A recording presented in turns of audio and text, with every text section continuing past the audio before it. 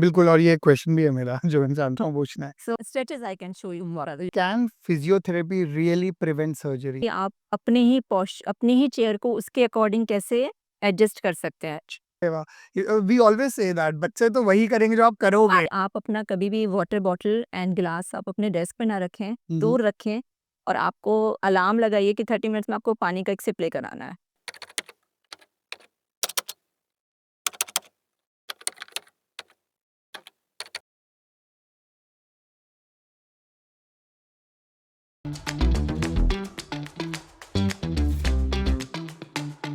Back pain from sitting too long, या फिर knee pain जो जा ही नहीं रहा, or maybe you have wondered if those posture belts on different sides they totally work. In today's episode, we uncover the science behind physiotherapy. Physiotherapy कब जरूरत है और फिजियोथेरेपी कैसे लेनी चाहिए? What truly helps? What's just a myth? And we'll also learn some simple tricks that can save you from years of pain. So today, our guest is Dr. Nimisha Gupta, who is a renowned physiotherapist and has been working for almost over a decade. Stay tuned because this might just change the way you sit, stand, and move. Welcome to today's talk show with Dr. Dad. And जब हम research कर रहे थे कि who should we get our next guest, उसी दिन I was really having a very bad backache. And we all were thinking कि she was telling कि you go home, and he was telling okay, you lie down and something. And I was like, no, I really need a physiotherapist. At that statement, I need a physiotherapist made all the difference. Like, okay, let's find a physiotherapist here. So, Dr. Nimisha Gupta, ma'am, you are currently practicing since last how many years? And it's been a while now. It's been like almost 10-15 years that you are practicing already. Great. Ma'am, हम ना बहुत basic question से start करना चाहते हैं, really something very very basic. हमें back एक क्या ज्यादा बैठने की वजह से होता है? Apart from sitting for prolong period of time, back pain का सिर्फ एक कोई कारण नहीं है। ऑल्दो ज़्यादा देर आप बैठेंगे, इनएक्टिव रहेंगे, तो inactivity will cause definitely cause back pain, but it is how you are sitting and where are you sitting, that is also very important. Okay. So the way we are sitting here, it's not a good posture. And then there are surfaces like if I specifically tell you, like सोफे पे बैठना, bed पे बैठना, और सो to से revolving chair पे बैठना. अच्छा. Don't make very good posture in your spine, so avoid sitting in those places. Yes. And prolonged period तो definitely inactive रहेंगे तो बैक पेन हो. बिल्कुल. एंड द थिंग इज, अगर आप बैठे हैं एंड देन आपका पोस्चर, आपकी चेयर बहुत अच्छी है, मतलब आपने रिवॉल्विंग चेयर नहीं ली, आपने स्टैटिक चेयर ली है, and you are doing your all desk work on sitting on a proper chair and using desk also, but the posture is not correct, then also a problem. Okay. So I always tell my patient, always follow 3 steps: sit, slide and lean. Sit properly, hip को पीछे तक slide करो and lean onto the back support. Back support.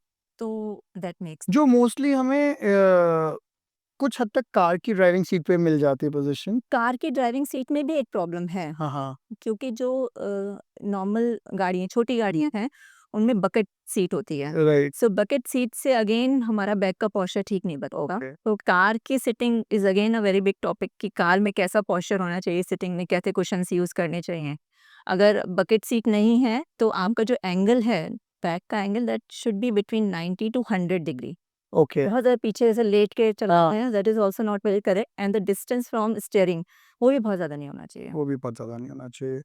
That is right. In fact ma'am, एक ना WHO की study है which tells that जब हम बैठते हैं और हम काम कर रहे हैं, तो in every 30 minutes Yes, you should we'll try have- to move. हाँ, we'll have to take. तो can you just like tell कि किस तरह की मूवमेंट्स हम कर सकते हैं, लाइक बिकॉज एक तो पोस्ट कोविड इतना ज्यादा वर्क फ्रॉम होम हो गया, also there these prolonged hours of working, तो something that like can be a quick guide कि हाँ हर 30 मिनट्स में तुम ऐसा कर सकते हो.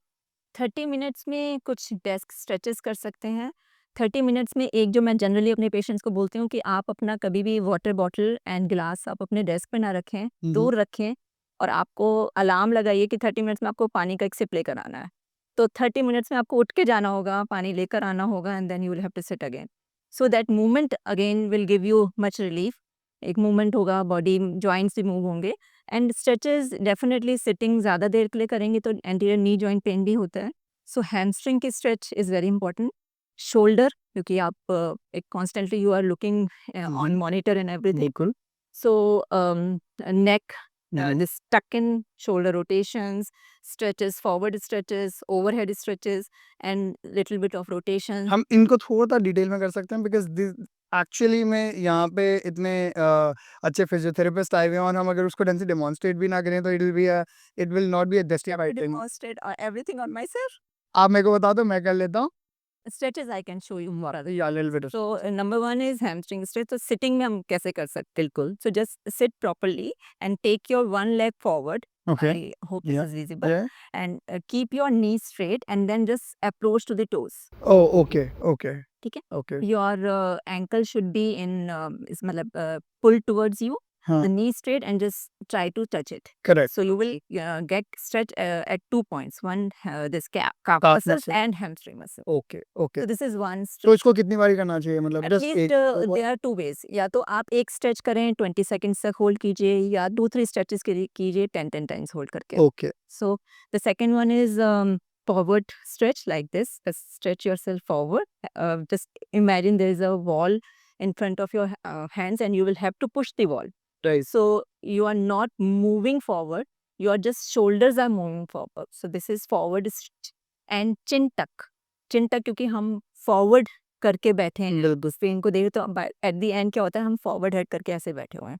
सो chin tucking, right. This is very Okay. No this is bending, okay this is tucking, okay no this is again okay bend, okay like that, हाँ Uh, okay. This is tuck, alright this alright. Is bend, okay okay. So just so we have to tuck it in. Okay tucking. Okay then shoulder rotations. ठीक है, वो तो I'm sure. I generally don't tell patients to move neck too much, head too much. Just rotate your shoulders. Okay. Because scapular mobility is the one thing we'll need to achieve. हम सोचते हैं कि neck की mobility कम हो रही है, but जो muscles हैं neck की वो 2 joint muscles हैं. Neck and scapula and clavicle ये आप पूरे area से connected हैं. बिल्कुल। So अगर कहीं strain है neck में हम्म। और हम head को बहुत move कर रहे हैं तो हम उसी एंड को स्ट्रेच कर रहे हैं जो स्पाइन से कनेक्टेड है, तो Okay. That might aggravate the symptoms. Symptoms in the sense अगर आपको हेडेक हो रहा है या आपको रेडिएटिंग पेन है जो आपके हाथों में आ रहा है, शोल्डर्स आर्म्स में बढ़ रहा है, राइट। तो अगर आप उस एंड को स्ट्रेच कर रहे हैं जो आपके स्पाइन के पास है, ओके। सो सिम्टम्स माइट गेट बिल्कुल एग्रवेटेड। एब्सोल्युटली। सो हमें उस एंड को स्ट्रेच करना है, रिलैक्स करना है, जो कि डिस्टेंस है, जो कि आपके स्पाइन से दूर है, right. that is towards your shoulder, your scapula. The shoulder rotation is the another stretch. ठीक है, तो इसको हम counter clockwise clockwise Clockwise and anti-clockwise. And जब आप करते हैं स्ट्रेचेस बहुत ही स्लो करने चाहिए and just appreciate the movement की स्कैपुला कैसे मूव कर रहा है स्लोली, सो उसको फील करते हुए हमें मूव करना। तो बीच बीच में कोई सा भी आप कर सकते हो, कभी ये Sir, कभी two कुछ कर stretches. चुके so and also you will be 30 minutes तो राइट। बिल्कुल उतना एब्सोल्युटली। ठीक है। और ऑल्सो पानी वाले से मुझे याद आया, इवेंचुअली आप इतना पानी पी लोगे then you would want to go to the toilet also, so another movement Yes. There. Yes ma'am, physiotherapy as such, अगर if I talk in Indian context, there are lot of myths around that. पहली myth तो यही है कि physiotherapy तो चोट के बाद ही लेनी होती है। लाइक लोगों को अगर बहुत ज़्यादा कोई प्रॉब्लम हो जाती है, पैरालिसिस हो जाते हैं या फिर बहुत ग्रीवियस इंजरीज हो जाती हैं, दैट इज़ व्हेन फिजियोथेरेपी का रोल आता है। इस तरह का एक कुछ लोगों का बिलीफ सिस्टम है। दूसरा मैम, सो इसलिए मैंने कुछ मिथ्स यहाँ पे लिखे हैं and I am gonna just tell you what those You myths ask are. me, I'll tell you all the myths. हाँ, अच्छा, that could have been another way.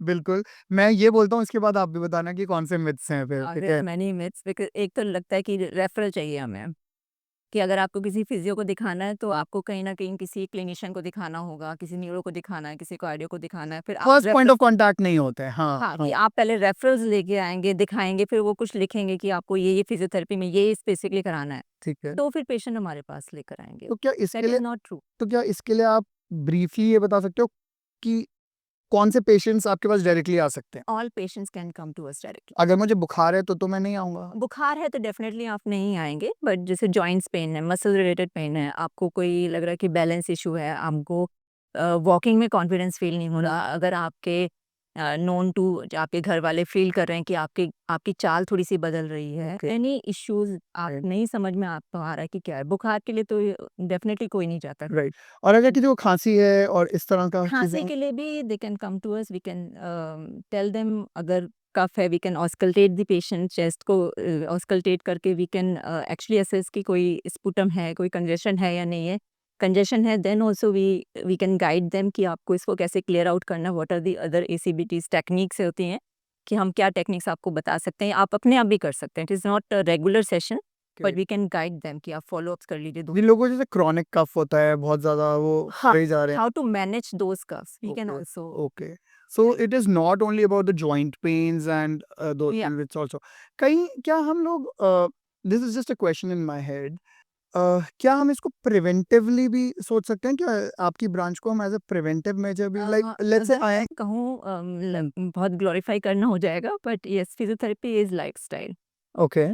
Lifestyle में ऑल द एडीएल्स आप कर रहे हैं, आपको पोस्चर मेंटेन करने हैं, आपको एडीएल को आप activity of daily living. Okay. So अगर आप कुछ भी एक्टिविटी कर रहे हैं, उसमें बहुत सारे कंपोनेंट्स होते हैं कि आप अपने बॉडी को कैसे मूव कर रहे हैं, अप्रोच कर रहे हैं। If you are lifting something तो आप कैसे लिफ्ट कर रहे हैं। If you are sitting somewhere, आप सपोज बैठ के लड्डू ही बनाते हैं, हुँ, हुँ। तो where do you have to sit, कहाँ पे बैठना है, कैसा पोस्चर होना चाहिए। तो basically it is lifestyle only. Right. तो definitely it is preventive health. It is preventive health, yes actually. तो मिथ्स हमारे इस तरह से हैं, पहला तो हमने पहले ही क्लियर कर लिया है, does sitting too much really cause back pain, वो आपने बहुत डिटेल में हमें उसमें बताया भी और उसके तरीके भी बताए कि क्यों नहीं हो सकता है, कैसे नहीं हमें उसको अवॉइड करना है।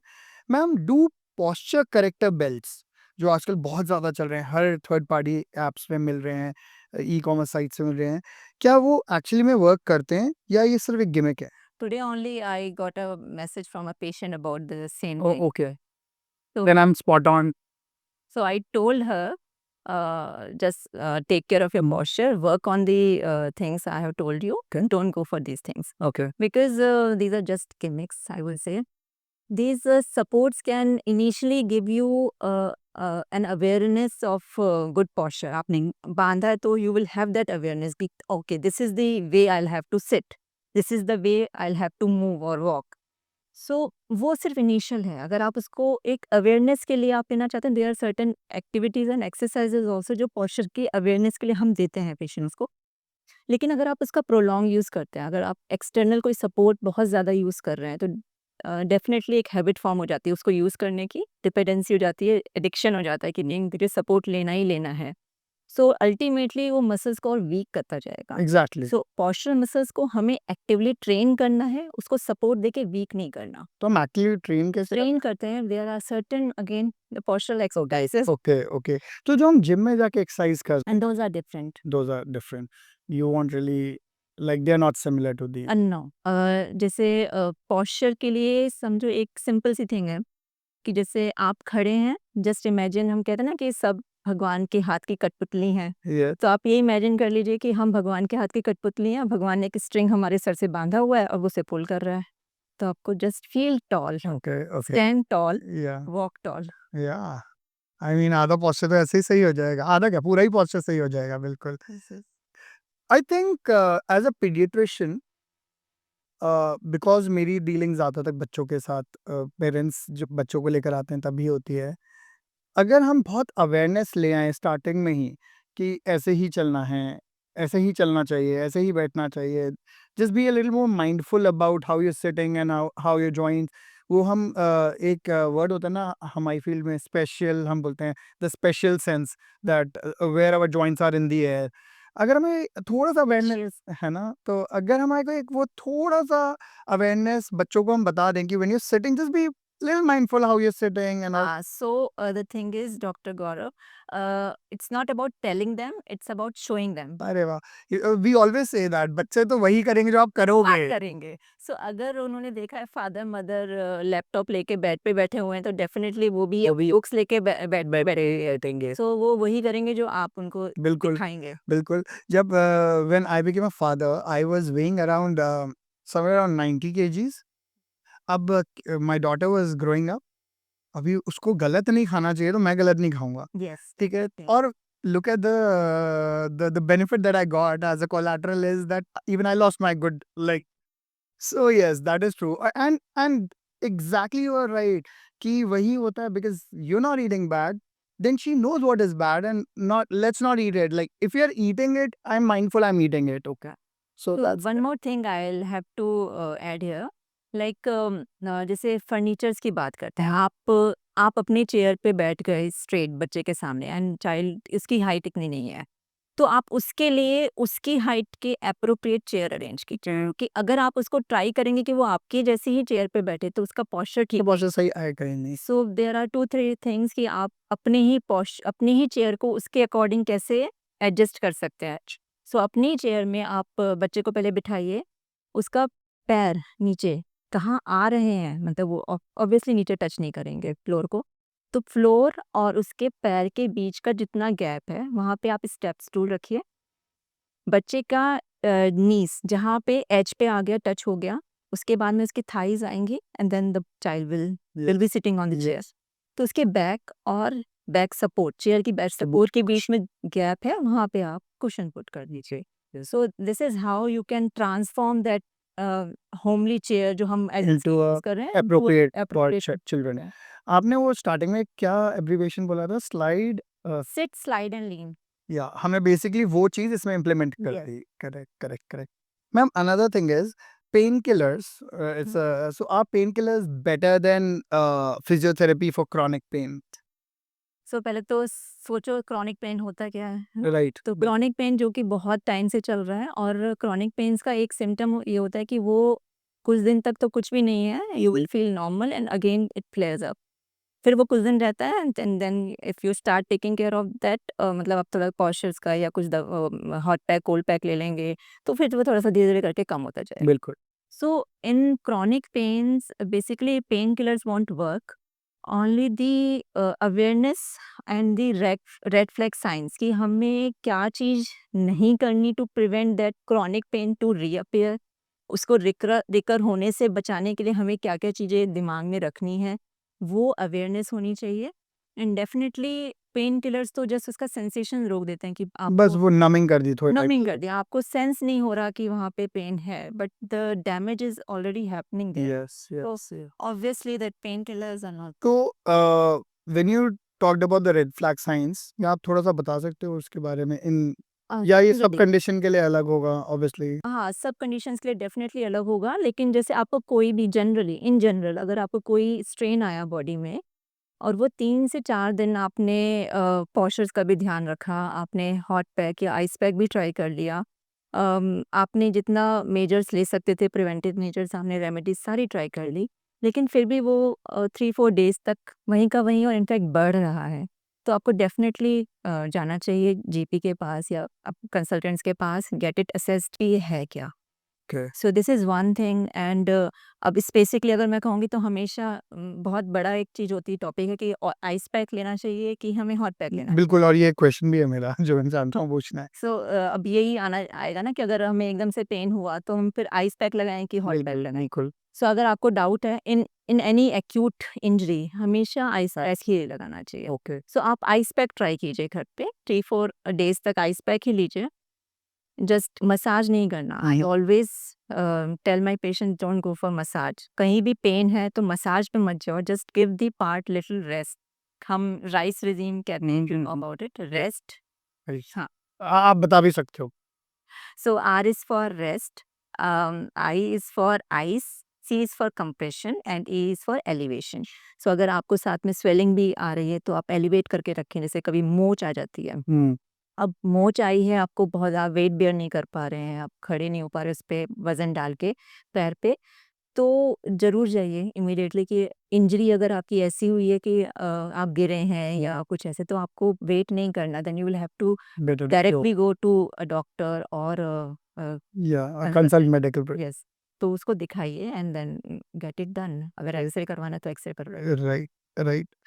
मैम, कैन हम अंदर अभी ये बात कर ही रहे थे, but can physiotherapy really prevent surgeries? Like कुछ एग्जांपल आप बता सकते हो किस तरह के केसेस में patient should definitely give a shot at physiotherapy before undergoing an आई?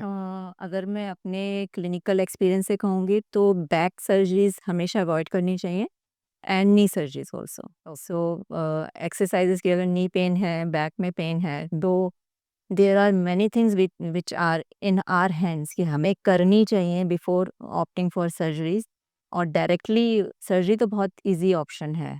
खुद मेहनत कीजिए, अगर आप मेहनत करते भी हैं, आप एक्सरसाइज करते हैं, नहीं हो पाता है, देन यू कैन, वो तो ऑप्शन बिल्कुल कहीं जा नहीं रहा ना। एग्जैक्टली। और अगर नी की सर्जरी तो बहुत ही प्रिवेंट करी है हमने। In fact osteoarthritis very common problem, और आजकल सर्जरीज भी बहुत हो रही हैं, टीकेआर तो बहुत ज़्यादा हो रहे हैं और बहुत अर्ली एजेस में भी हो रहे हैं। बट अगर पेशेंट हमारे पास आता है तो टीकेआर को हम कम से कम 15 से 20 साल तक डिले कर सकते हैं। और अगर करवाना पड़ भी रहा है इन लेटर स्टेजेस, बिकॉज उसने इतनी मेहनत करी है पेशेंट ने, और हमने उनके ऊपर एक्सरसाइजेज एंड एवरीथिंग उन्होंने खुद करी हैं, तो रिकवरी भी बहुत फास्ट होती है क्योंकि मसल स्ट्रेंथ है there is muscle strength, supportive strength is there, तो after after surgery also it becomes a faster recovery. या लेकिन क्या जो हम डिले कर रहे हैं सर्जरी को, क्या उनकी क्वालिटी ऑफ लाइफ बेटर होती जाती है उसमें? सो बेसिकली जो नी सर्जरी होती है that is actually not emergency surgery, because elective surgery. Elective surgery and this is lifestyle. अगर आपको, हम पेशेंट को तभी कहेंगे सर्जरी के लिए, एक हम अपने प्रोफेशन में बोलते हैं कि अगर आपसे 4 कदम चलना मुश्किल हो रहा है, आप अपने काम नहीं कर पा रहे हैं, आप वॉशरूम तक नहीं जा पा रहे हैं, इतना एक्सक्रूशिएटिंग पेन है, एंड आपकी एज ऐसी है कि आप डिले नहीं कर सकते, then definitely go for surgery. So ma'am, since we are talking primarily of kids also in this channel, बच्चों का सबसे बड़ा एक वो होता है स्कूल बैग्स। एंड आजकल एक और चीज that a lot of children they are on their phone, right? और मे बी वाइल, सो दो पोस्चर, एक जो हम कॉन्स्टेंटली बेंड रखे हुए हैं सर को, और एक द शोल्डर्स, इन दोनों को हम कैसे एड्रेस कर सकते हैं? These are two major topics: how to carry school bags, oh okay. and what are the things we should keep in mind while giving a child school bag, and the way of carrying it. Okay. And the second thing is the posture while using gadgets or whatever. Okay. So they are two different topics, right? So first I will talk about the bag. तो किसी भी bag को there are three things. Number one, the weight of the bag, the size of the bag, and the way the child is carrying it. Okay. So these are three things. So first of all, the size of the bag. Why this is important? हम Indian parents हैं, हम सोचते हैं ना एक size 2 size बड़ा कमरा दिला दें ताकि 3-4 साल और चल जाए। बिल्कुल। सो जनरली बैग्स में भी ये करते हैं कि हम बच्चे की हाइट से बड़ा बैग उसको दे देते हैं। इसमें क्या होता है फिर जो जहाँ पे वो फॉल होना चाहिए बैग, वो नीचे फॉल हो रहा है, तो ऑटोमेटिकली जब चाइल्ड ऐसे बैग को, बड़े बैग को जो उसके साइज से बहुत ज़्यादा बड़ा है, ऐसा बैग कैरी करेगा तो उसका पोस्चर खराब होगा। सो बैग इतने साइज़ का होना चाहिए कि एक तो हमें उसके स्ट्रिंग्स, जो उसके दोनों स्ट्रैप्स हैं, वो बहुत ज़्यादा बड़े नहीं रखने, दैट शुड बी क्लोज, मतलब उतना टाइट रखें कि वो उसके बॉडी के पास स्नगली फिट हो जाए उसको। यस। एंड जो बैग का लोअर पोर्शन है, that should B fall between the lower back and hip का जो अपर एंड होता है, सो हियर जहाँ पे हम बेल्ट पहन, बेल्ट पे वहां पे लोअर एंड आना चाहिए। वहाँ पे लोअर एंड वो चाहिए, उससे नीचे नहीं। जैसे नीचे जाएगा तो फिर बच्चा पीछे को जाने लगता है, करेक्ट, करेक्ट। एक्सटेंड होगा। यस, ठीक है। So the size of the bag, and the second thing is the weight of the bag. So generally it's a formula कि आपके बॉडी वेट का not more than 10 to 12% okay. वो नहीं होना चाहिए, उससे ज़्यादा वेट ना हो। सपोज अगर आप a child is like 50 kg, तो उसके बैग का वेट 5 kg से ज़्यादा नहीं होना, 5 to 6 kg से ज़्यादा नहीं होना चाहिए, ओके, कम होना चाहिए। Okay. This is one thing. And the ये स्कूल वालों को बताना चाहिए एक्चुअली। बट या way the child carries a bag, उसमें देखिए जो हेवी बुक्स हैं, रजिस्टर्स हैं, उनको इनर कंपार्टमेंट में रखें। उसको बाहर यानी के कि come towards the body body. Towards the body जितना दूर रहेगा उतना ज़्यादा सीओजी शिफ्ट होगा करेक्ट, और फिर बच्चे को उसको करेक्ट। बिल्कुल, अपनी एफर्ट बॉडी के पड़ेगा। पास लाने में एफर्ट ज़्यादा लगाना पड़ेगा। तो जितने भी हेवी ऑब्जेक्ट्स हैं that should be closer to the body. बाहर की साइड हम लाइटर ऑब्जेक्ट्स रखते जाएँ। आप जब सेकंड थिंग जब आप बैग लेते हैं तो आप उसको दोनों हाथों में उसके स्ट्रैप को ऐसे लेके देखें। तो दोनों स्ट्रैप बिल्कुल सेम लेवल के होने चाहिए। ओके, एक स्ट्रैप छोटा, एक स्ट्रैप बड़ा, वो भी गलत है। तो दोनों स्ट्रैप सेम लेवल पे हों, ऐसे रखना है बैग को, करेक्ट, स्ट्रैप्स को। करेक्ट, स्ट्रैप्स थोड़े ब्रॉडर हों, राइट, थिन ना हो, राइट। ताकि वो यहाँ पे आप प्रॉपर्ली उसको स्नैप कर पाएँ, बिल्कुल। ठीक है? देन द थिंग इज़ उसको एक साइड नहीं लेना, दोनों शोल्डर्स पे लेना है। दोनों शोल्डर्स पे रखें, क्लोज़ रखें, सब कुछ आपने कर लिया। Now the last thing, posture. जब आप बैग कैरी कर रहे हैं तो आपको झुकना नहीं है, you will have to be straight तो these are the things. Now the second topic ma'am was उसी फर्स्ट वाले में अब आजकल इतने क्वेश्चनिंग वाले स्ट्रैप्स आते हैं, so do you think that helps? Yes, they do, right? Yes. या, Okay. The second part of the question was about the child using gadgets, mobile, laptop, or the um, tablets. So उसमें क्या है कि first of all again the posture is there. और जैसे मैं अभी clinically भी देख रही हूँ कि हमारा जो सेटअप होता है ना, हम जनरली डीजनरेटिव डिजीजेस को ट्रीट कर रहे हैं जो एज के साथ आ रही हैं। सो यहाँ पे मुझे मेंशन करना चाहिए कि अभी जो हम चेंज देख रहे हैं वो डीजनरेशन बहुत फास्टर हो रहा है यस। बिकॉज आपकी जो स्पाइन बनी थी एक एस शेप में रहने के लिए, अगर आप उसको रिवर्स कर रहे हैं, see are bending too much, तो आप डीजनरेशन जॉइंट का फास्ट फास्ट कर कर पा रहे हैं। तो आपने डीजनरेशन को फास्ट कर दिया, तो उसको स्लो डाउन करना ज़रूरी है। You will have to maintain that posture. Again the things come कि बच्चा तब पोस्चर ठीक रखेगा जब वो आपको उसको सीरियसली लेता हुआ देखेगा बिल्कुल। कि हाँ पापा अभी तो बैठे थे बेड पे, लेकिन जब उनको कुछ कॉल आया तो वो आके चेयर पे बैठ गए।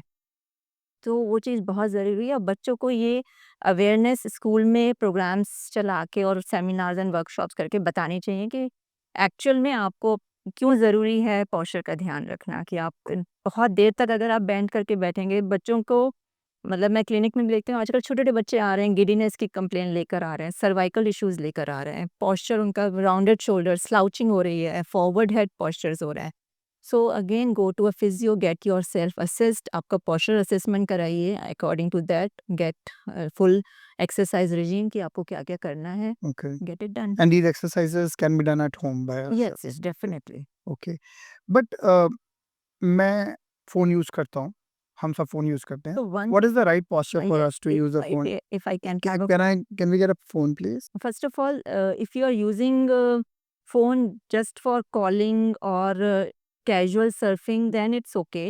But if you are checking your mails or you are doing something जिसमें ज़्यादा टाइम लग रहा है, तो don't use small screens. Okay. Always use a bigger screen. Okay. ठीक है?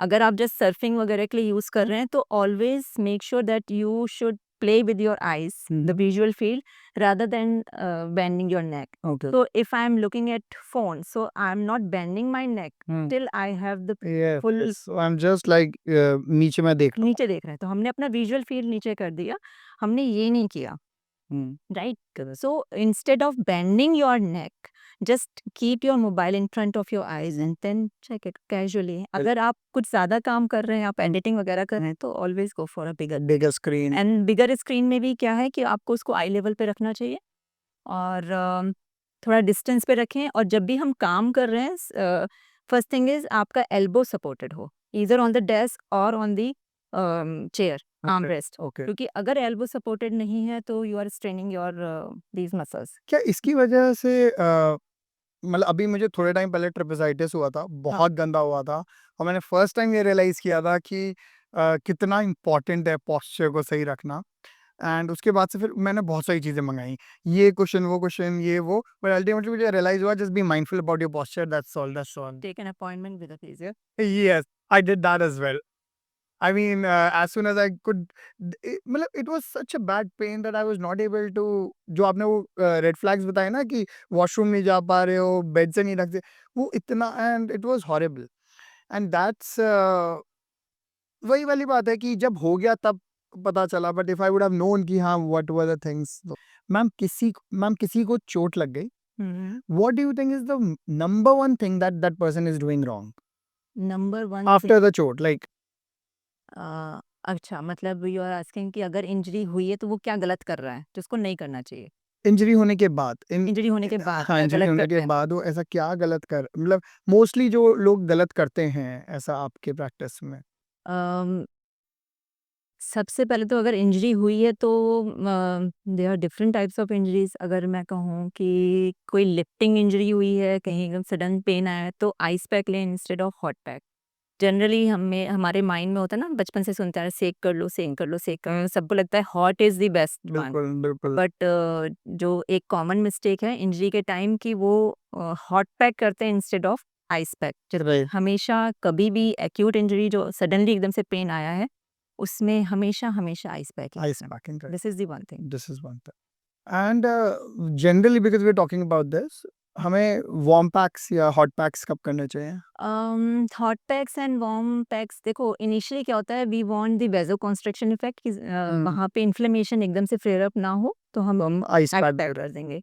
Letter on we want healing to be done, like blood flow बढ़े। Blood flow बढ़े, वहाँ से वॉश आउट हो टॉक्सिन्स, तो वी नीड वेजो डायलेशन। तो vasodilation के लिए we need hot pack. Hot. And some stiffness और क्रॉनिक पेन्स में भी हॉट पैक्स आर बेटर। तो मतलब after 24 hours of any injury हम after 72 hours after 72 hours of injury हम हॉट, उस टाइम पे भी हम हॉट एंड कोल्ड हॉट दोनों में कोल्ड से कुछ भी। दोनों का। ऐसे our body actually appreciate the temperature difference rather hot और कोल्ड। Right, okay. सो अगर बॉडी का एक कोर टेम्परेचर है, उसमें हमने आइस लगा दिया, अगर क्रॉनिक प्रॉब्लम भी है, अगर हमने आइस लगाया तो भी there would be temperature difference.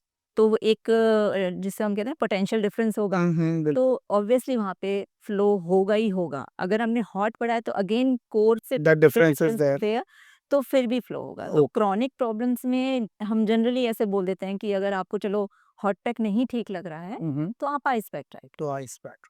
This is actually the era of where almost everyone's our necks are so stiff. हम सभी के नेक इतने स्टिफ हो जाते हैं। So a quick stretch ma'am जो नेक की स्टिफनेस को खत्म कर सके।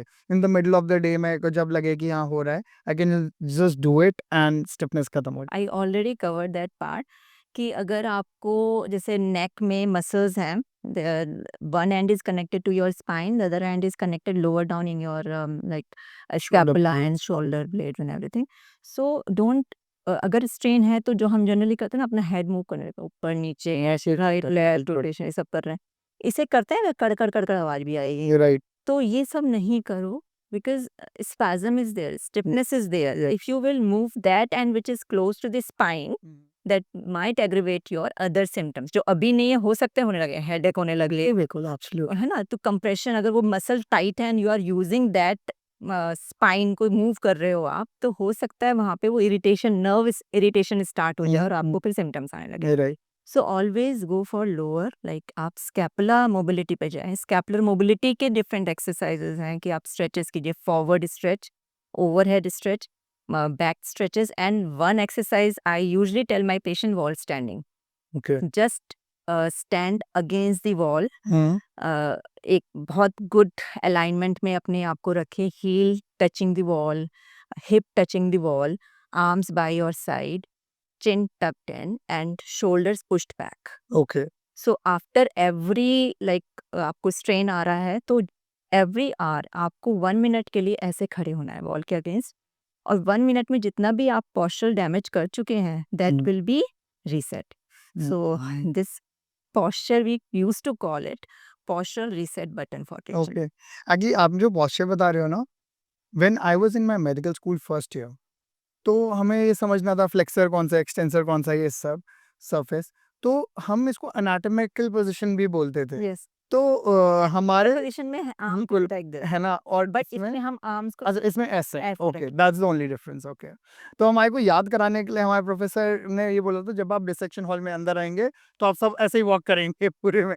All of us used to keep walking like that. Okay, all right. So, ma'am, that almost brings us to the end of the episode here. Our two questions जो अभी बचे हैं, बस I want to ask those two questions. Ma'am, if someone is who's listening to this and wants to avoid pain in the long run, वो नहीं चाहता कि उसको chronic pains हो आगे या कुछ भी है, तो आपका एक लाइफस्टाइल चेंज जो आप उसको बोलोगे वो क्या होगा? One big lifestyle change. Pain किस एरिया में? नहीं, अभी उसको कोई पेन नहीं है। हाँ, तो कौन सा अवॉइड करना चाहता है? जनरली मतलब वो नहीं चाहता कि उसको बैक एक्स हो या फिर नी पेन्स हो, ऐसा कौन सा लाइफस्टाइल चेंज वो कर ले ताकि उसको आगे एटलीस्ट अवॉइड कर पाए वो? अवॉइड कर पाए कि आगे ना हो। सो कीप अपने आप को एक्टिव Posture. रखे, फिजिकली एक्टिव रखे, पोस्चर्स पे ध्यान दे। और अगर कोई एक्चुअली बेसिकली लोग पोस्चरल असेसमेंट एमएमटी बोलते हैं, मैनुअल मसल टेस्टिंग। ओके। तो एमएमटीज पे नहीं जाते हैं, बॉडी की फ्लेक्सिबिलिटी असेस नहीं करवाते हैं। सो अगर आप एक्चुअल में चाहते हैं कि आपको किसी भी तरीके का पेन ना हो, तो पहले आप देखें कि आपके चांसेस किस तरीके के पेन आने के हैं। सपोज आपको बैक पेन, मतलब back muscles are weak, mobility back में कम है, तो आप उसको फोकस करके उसके exercise, dedicated exercises of that part आप इंक्लूड करें अपने जनरल रिजीम में। अगर आपको जो हिप हिप मसल्स है, कोर मसल्स वीक हैं, तो आप उसको टारगेट करके एक्सरसाइजेस इंक्लूड करें। तो बेसिकली अगर आप क्विक फिक्स चाहते हैं मतलब लोगों के लिए, तो फिर मैं ये कहूँगी कि generally drink lots of water, keep yourself hydrated, and एक जनरल फ्लेक्सिबिलिटी ज़रूर मेंटेन रखें, जो कि हमारी लाइफस्टाइल में अभी हट चुकी है कि हम लोग जनरली हम सोफे पे बैठते हैं, चेयर पे बैठते हैं या बेड पे बैठते हैं, तो हम जो ज़मीन है ना उससे हटते जा रहे हैं। हटते जा रहे हैं। तो अपने जॉइंट्स की मोबिलिटी को मेंटेन रखने के लिए मलासन या पद्मासन में या वज्रासन में ज़रूर बैठें। Okay. Ma'am about the stiffness जो आपने बोला, बहुत सारे लोगों की बॉडी बहुत स्टिफ होती है, अच्छी वाली स्टिफ होती है एंड वो फिट दिखते हैं, बिल्कुल फिट दिखते हैं, लेकिन अगर आप उनको बोलोगे कि कुछ भी स्ट्रेचिंग एक्सरसाइज करें तो वो नहीं कर पाते, but they are running also, they are doing weights also. तो इन लोगों के लिए stretching is obviously very very important. Important, and they are too, आपको भी पता होगा दिस व्हाट यू कॉल, यहाँ पे एक जो पेन होता है ऑस्कुल्ट डिजीज एक होती है, हाँ, जो क्लर्जीमैन नहीं, कौन क्या नाम है इसका, मतलब एक डिजीज होती है। हाँ, ऑस्टियोकॉन्ड्राइटिस। नहीं, हाँ, नहीं, यहाँ पे एग्जैक्टली एक और किसी के कुछ नाम पे है ना? कौन हाँ, कोई अच्छा वो जो वो कौन डिसीज, प्रीस्ट में होती थी, हाँ, वो नी पे झुक के तो बैठते थे यहाँ तो। पे ये जो प्रॉब्लम होती है ना, जब एंड प्लेट्स, बोन के एंड प्लेट्स फ्यूज नहीं हुए हैं और उस टाइम बच्चा मतलब अपनी ग्रोथ ले रहा होता है, तो मसल्स, बोन तो बहुत जल्दी लेंथन हो जाते हैं, लेकिन मसल्स उसके प्रोपोर्शनली लेंथन नहीं हो पाती। तो ऑस्टियोजेनेसिस इम्परफेक्टा बोल रहे हो? नहीं, नहीं, अच्छा, नॉट नॉट दैट। ऑस्गुड शॉन डिजीज, अच्छा। बाप रे! ऑस्गुड मैं शॉन डिजीज। ओके, सो ऑस्गुड शॉन डिजीज ये ग्रोइंग बच्चों में बहुत कॉमन है। It is because of muscular imbalance only. Okay. तो बच्चे की जो ग्रोथ बढ़ रही है, मतलब उनकी बोन तो बहुत लेंथन हो रही है, लेकिन उसको उसकी जो स्पीड है उसको वो नहीं कर पा रही, मैच नहीं कर पा रही हमारी मसल्स। तो मसल्स में टाइटनेस आ जाती है, जिसकी वजह से वो कॉन्टिन्यूस स्ट्रेचिंग हो रही है उस एंड पे जहाँ पे इंसर्शन है पेटलर टेंडन का। So this is again problem जो मसल की इम्बैलेंस के बच्चों में ही है। ना? बहुत सारे बच्चे डब्ल्यू शेप में बैठते हैं, तो उसके बारे में can you throw some light कि क्या गलत है, सही है और नहीं करना चाहिए, क्या करना चाहिए? This is a very common posture for children to sit in initial early childhood. तो डब्लू में क्या होता है, जब बच्चा ऐसे डब्लू शेप में बैठा है, तो एज अ पेरेंट्स आपको उसको करेक्ट करने की ज़रूरत है। होता क्या है, उस पोजीशन में बैठने की वजह से जो हिप की मोबिलिटी है वो कॉम्प्रोमाइज़ करती है। Correct. So hip mobility in the sense, एक तो जो थाई की मसल्स हैं वो टाइट होंगी, जो पीछे की मसल्स होती हैं हेल्प, हैमस्ट्रिंग्स। वो टाइट हो जाएगी, एंड देन हिप के एक्सटर्नल आप जब आप इन करके बैठे हैं, डब्लू करके बैठे हैं, तो internal rotators will be tighter, and adduction में आप रखे हुए हो पैर को हमेशा, करेक्ट। तो adductors would be tight.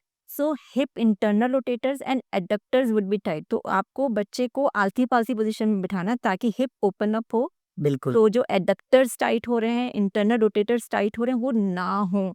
So always correct that posture अगर आपका बच्चा उस पोस्चर में बैठ रहा है तो। Okay, okay, okay. और कुछ स्ट्रेचेस हैं, अगर आप किसी फिजियो को दिखाते हैं तो वो आपको सिंपल स्ट्रेचेस भी बता देंगे और चेक करके भी बता देंगे कि इसके बच्चे की अभी टाइट हुई है नहीं हुई मसले। Oh okay.